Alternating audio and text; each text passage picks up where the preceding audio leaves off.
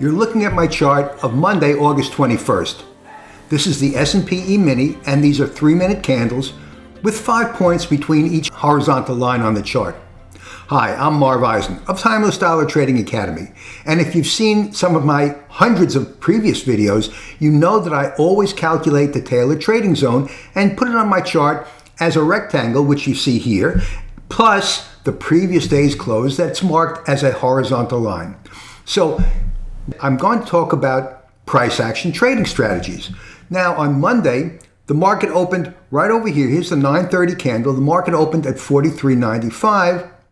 The previous day's close was 43.85. So right at the open, there was a potential 10-point gap. But of course, the market at the open faded the gap. In other words, went in the opposite direction and moved up to, let's see, right about here at 44.05. And then came down and then went back up. And so the market gyrated.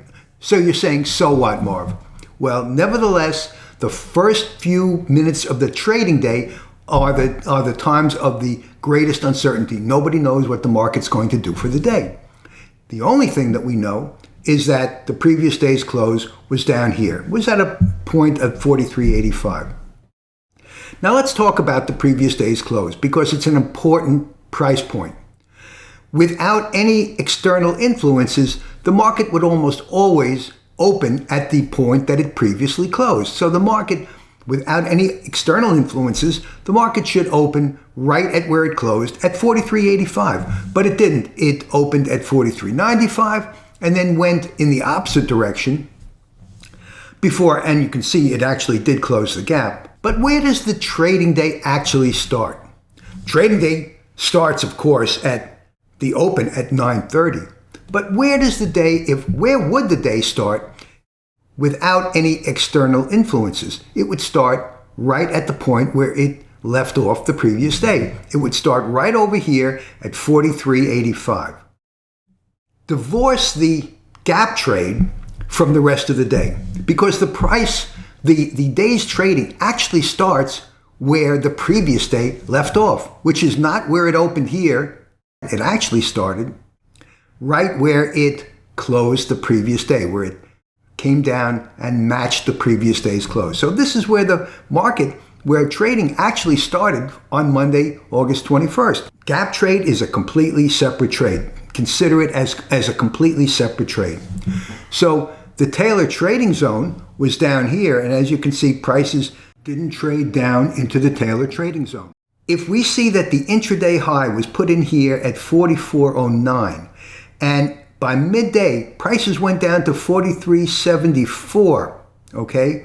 So that's 35 points, about 35 points down from where the intraday high was.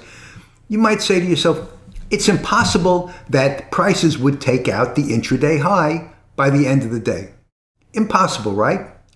But if you looked at the actual start of the day, or the intraday high, right at 44.08, if you looked at it as at the previous day's close, prices only went down from 43.85 to 43.72, about 12, 13 points.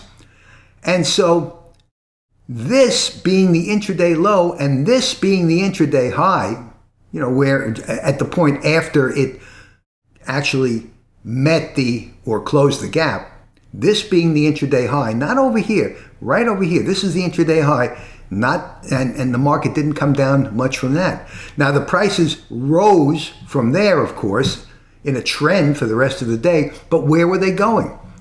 By 12 o'clock or after 12 o'clock, it could be taken to mean that there was an intraday low put in at 43.72. Now bear with me, I know I might be confusing some of you. But again, divorce the gap trade from the rest of the day. Figure that the day starts right over here at about 10:30, where the gap was closed. And the prices, they dipped a bit, and then they went up in a trend. But where were they going to go if we see that this is the intraday low and this is the intraday high? Well, if the intraday high is over here, and this is the trading range should mean that the low of the day was going to be at 43.42. And of course, the intraday high was taken out at about 1 p.m.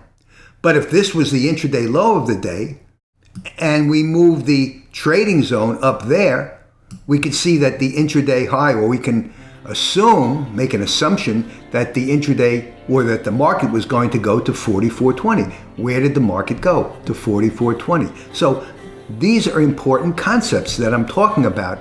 If you look at the gap trade as separate from the rest of the trading day, and really you can't, but you should, because the gap trade is a completely separate trade from the rest of the day.